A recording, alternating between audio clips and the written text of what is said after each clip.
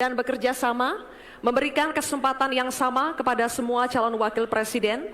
Mohon untuk dihargai ketika para calon wakil presiden sedang saling tanya jawab. Sepakat Bapak Ibu semua? Terima kasih, mohon kerjasamanya sekali lagi. Dan untuk itu, kami undang kembali ketiga calon wakil presiden untuk kembali menuju ke podium masing-masing. Silakan.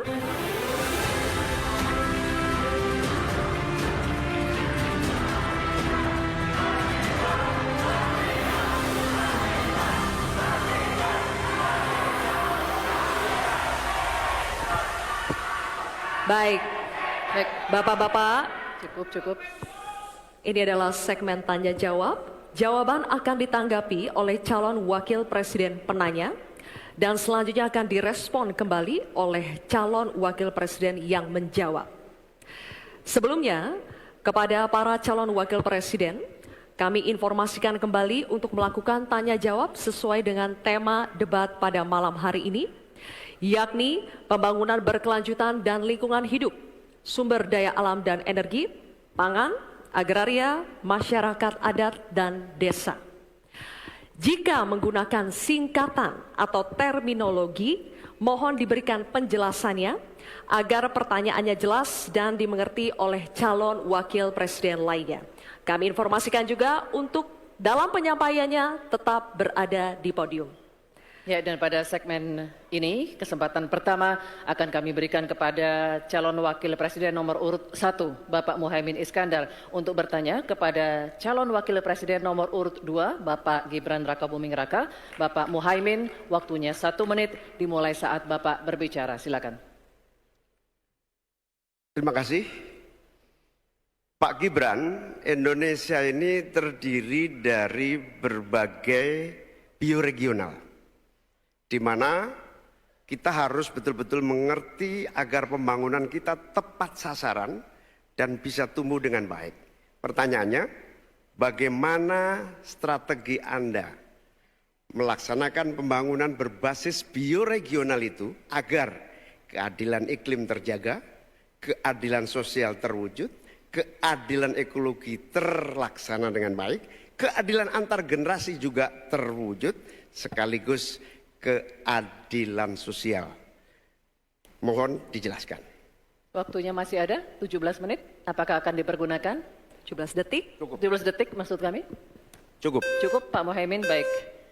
Kini kami persilakan calon wakil presiden nomor urut 2 Bapak Gibran Rakabuming Raka untuk menjawab. Waktunya 2 menit dimulai saat Bapak berbicara. Silakan. Gus Muhaimin ini lucu ya.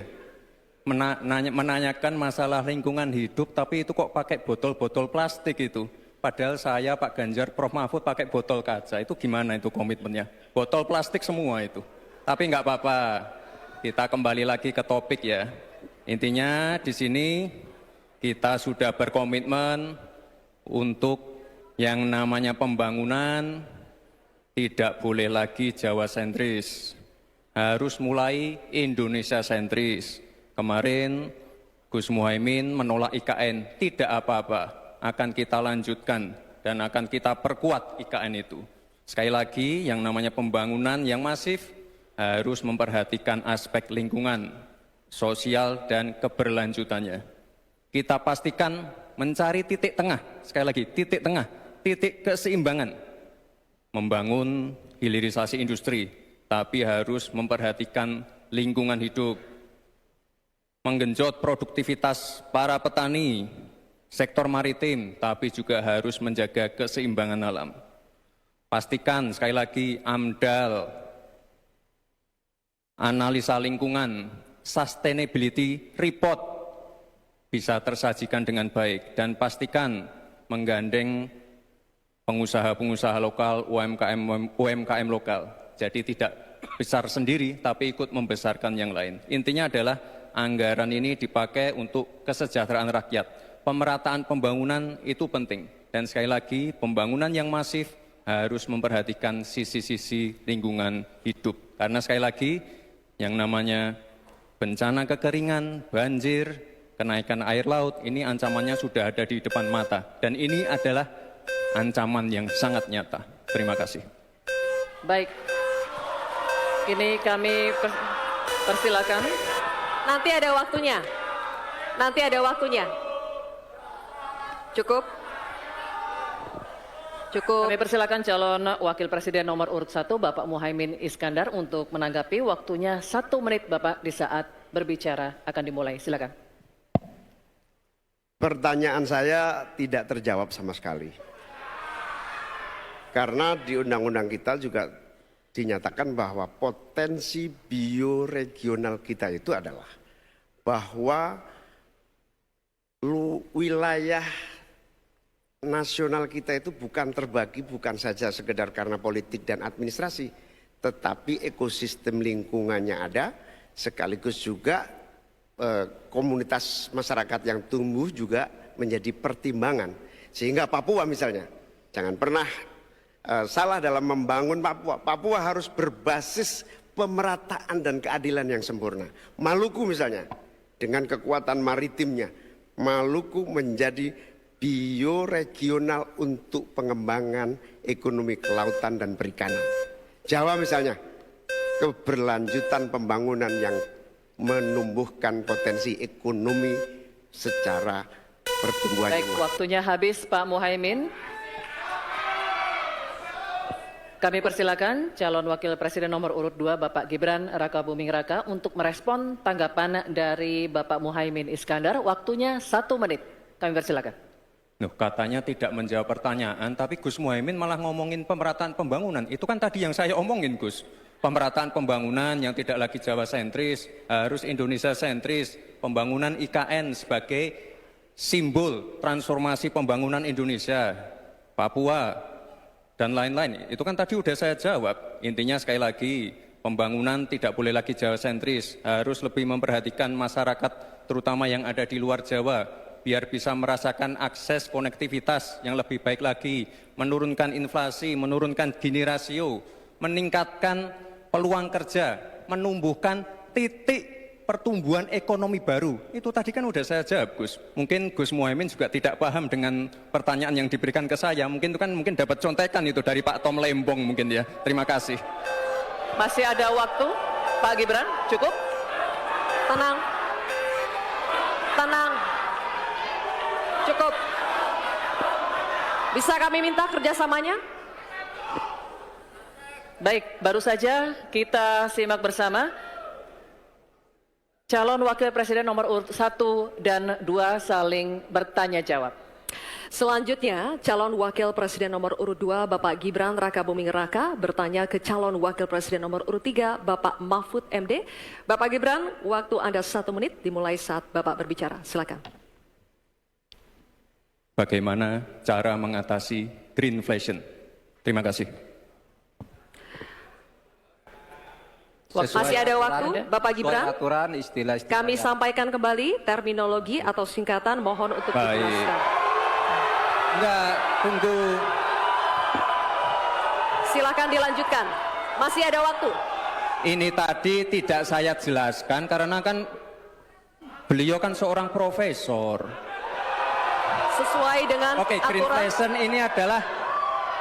greenflation adalah inflasi hijau. Sesimpel itu. Waktunya masih ada, Bapak Gibran, cukup? Kami persilakan kepada calon Wakil Presiden nomor urut 3 Bapak Mahfud MD untuk menjawab. Waktu Bapak 2 menit. Silakan. Baik, untuk mengatasi inflasi hijau. Apa sih inflasi hijau? Itu kan ekonomi hijau. Ekonomi hijau itu adalah ekonomi sirkuler.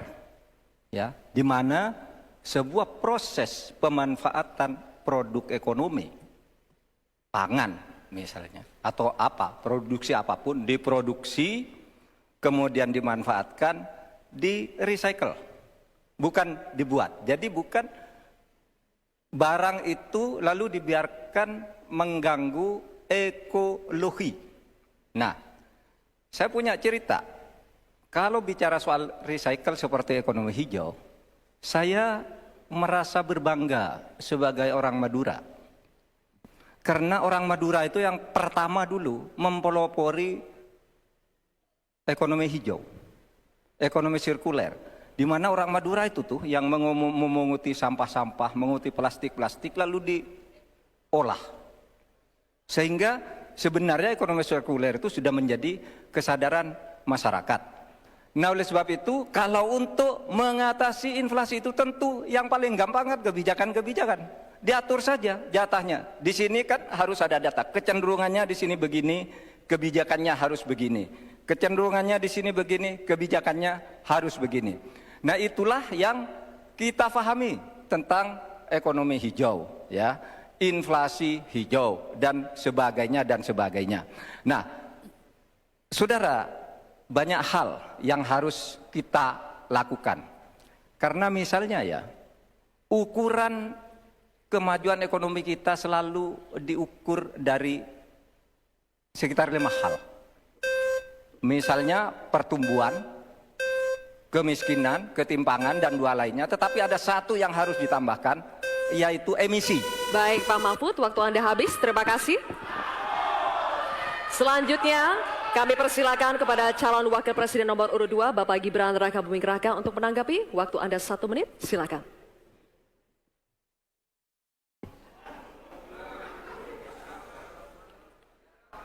Saya lagi nyari jawabannya Prof. Mahfud. Saya nyari-nyari di mana ini jawabannya. Kok nggak ketemu jawabannya. Saya tanya masalah inflasi hijau kok malah menjelaskan ekonomi hijau. Prof. Mahfud, yang namanya greenflation atau inflasi hijau itu ya kita kasih contoh yang simpel aja. Demo rompi kuning di Perancis. Bahaya sekali. Sudah memakan korban. Ya, ini harus kita antisipasi, jangan sampai terjadi di Indonesia.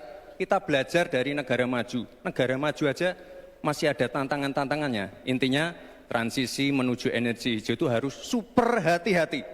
Jangan sampai malah membebankan R&D yang mahal, proses transisi yang mahal ini kepada masyarakat, pada rakyat kecil.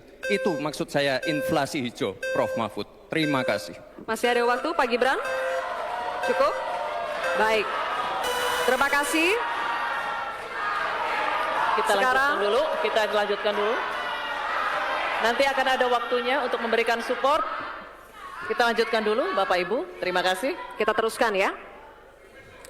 Kami persilakan calon wakil presiden nomor urut 3, Bapak Mahfud MD, untuk merespon tanggapan dari Bapak Gibran Rakabuming Raka. Waktu Bapak 1 menit dimulai ketika Bapak berbicara. Silakan. Saya juga ingin mencari itu jawabannya ngawur juga itu. Gila ini. Ngarang-ngarang ndak karuan, mengkaitkan dengan sesuatu yang tidak ada, gitu ya. Begini loh, kalau akademis itu gampangnya kalau bertanya yang kayak gitu-gitu tuh recehan, gitu. Recehan. Oleh sebab itu tidak layak dijawab menurut saya. Dan oleh sebab itu saya kembalikan saja ke moderator. Ini tidak layak dijawab pertanyaan kayak gini. Tidak ada ini jawabannya. Terima kasih. Cukup buat Pak Mahfud? Masih ada waktu Bapak? Saya kembalikan. Cukup ya? Baik. Saya kembalikan. Tidak ada gunanya menjawab. Ya. Baik. Bapak Ibu, demikianlah tadi interaksi saling tanya jawab antara calon wakil presiden nomor urut 2 dengan calon wakil presiden nomor urut 3. Terima kasih. Baik, Bapak Ibu, kita lanjutkan ya sesinya. Kita selesaikan dulu. Kali ini giliran calon wakil presiden nomor urut 3 dan nomor urut 1 untuk saling bertanya jawab. Diawali dengan calon wakil presiden nomor urut 3, Bapak Mahfud MD. Untuk bertanya kepada cawapres nomor urut 1, Bapak Muhaimin Iskandar. Waktunya 1 menit, Pak Mahfud, dimulai dari saat Bapak berbicara. Silakan. Ya, Pak Muhaimin, calon wakil presiden yang terhormat. Pada tahun 2014 kita berada di posisi yang berbeda. Saya menjadi ketua timnya Pak Prabowo, Pak Muhaimin di timnya Pak Jokowi waktu itu. Ada pertanyaan dari Pak Jokowi pada tanggal 5 Juli 2014 kepada Pak Prabowo. Pertanyaannya begini, Pak Prabowo, saat ini kita dihadapkan dengan bencana ekologis yang salah satunya disebabkan oleh kerusakan hutan. Laju penggundulan hutan di negara kita tertinggi di dunia. Nah, saat ini situasinya sama dengan tahun 2014 seperti yang kita diskusikan sejak tadi. Apakah Pak Muhaimin setuju bahwa kita telah gagal menghentikan kerusakan hutan dan juga food estate sesuai dengan penilaian Walhi dan Greenpeace. Waktunya habis. Selesai. Terima kasih. Kami persilakan calon wakil presiden nomor urut 1, Bapak Muhaimin Iskandar untuk menjawab. Waktunya 2 menit dimulai saat Bapak berbicara. Silakan. Yang patut untuk bisa menjadi alat ukur adalah bahwa dari seluruh rencana mengurangi deforestasi itu adalah berapa prestasi untuk melakukan penghijauan atau reforestasi. Sampai hari ini saya setuju dengan Pak Mahfud, tidak ada keseriusan dan kesungguhan untuk itu. Bahkan mau menyediakan pangan nasional saja, kenapa tidak melibatkan petani? Malah juga melakukan penggundulan hutan dan gagal lagi. Karena apa? Karena tidak melibatkan masyarakat adat setempat, juga tidak melibatkan para petani, bahkan merusak keanekaragaman hayati kita. Sehingga menurut saya ini soal keberpihakan Pak Mahfud. Keberpihakan kepada pembangunan yang berbasis keberlanjutan. Di mana kita tidak akan main-main dengan soal ini soal nasib generasi. Prinsipnya satu, keadilan. Keadilan ekologi harus nomor 1. Jangan pernah membiarkan keadilan ekologi ini tidak terlaksanakan dengan baik. Yang kedua, keadilan iklim. Yang ketiga, keadilan antar generasi. Komitmen keadilan ini termasuk komitmen keadilan agraria, keadilan sosial, nggak dijalankan sama sekali karena memang apa? Tidak ada komitmen dan kesungguhan. Konstitusi sudah ada, anggaran juga punya, kemudian undang-undang juga banyak. Sekali lagi, komitmen dan kemauan sungguh serta tidak abai terhadap tugas dan tanggung jawab sebagai pemerintah.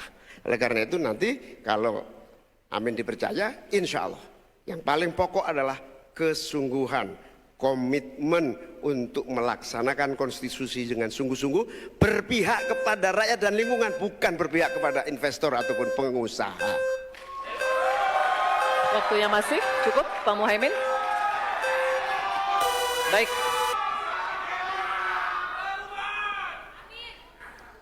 Kini kami persilakan Cawapres nomor urut 3 Bapak Mahfud MD untuk menanggapi. Waktunya 1 menit.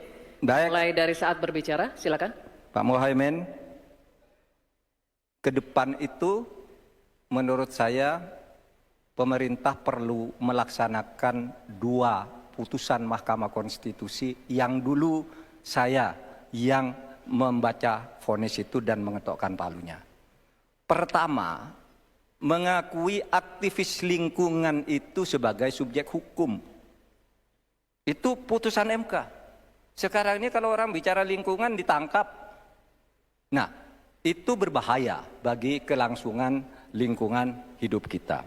Lalu yang kedua, saya juga udah pernah tuh membuat putusan Mahkamah Konstitusi dan saya sendiri yang ngetok palunya agar definisi hutan adat itu betul-betul dibedakan dari definisi hutan negara.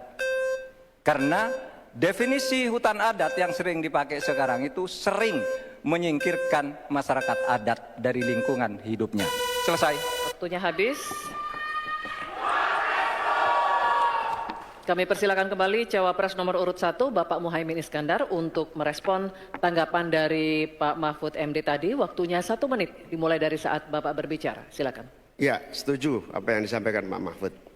Inti dari hasil kemerdekaan kita itu kan 2. 1, bahwa pemerintah atau negara mengatur sistem dan tata kelola pemerintahan dan kenegaraan. Yang kedua, mengelola kekayaan dan aset negara kita. Nah, ini yang tidak pernah dilakukan. Dibiarkan aset itu liar, bahkan ada orang yang menguasai 500.000, sementara petani gurem kita sudah hampir 16 rumah tangga petani gurem yang hanya punya tanah setengah hektar. Itu dari segi soal pertanahan. Nah, apalagi jasa para pemangku adat, masyarakat adat yang memiliki banyak jasa sejak sebelum kemerdekaan hingga hari ini menjaga hutan, menjaga lingkungan kita, tetapi tidak pernah diajak dialog. Ada pemaksaan melalui PSN, tidak diajak bicara, rempang misalnya, itu tidak melibatkan dengan sungguh-sungguh masyarakat di sekitar itu. Terima kasih. Masih ada waktu Bapak? Cukup? Cukup. Baik, oke. Kalau begitu Sesi tanya jawab untuk segmen ini sudah habis. Kita berikan apresiasi untuk ketiga calon wakil presiden kita.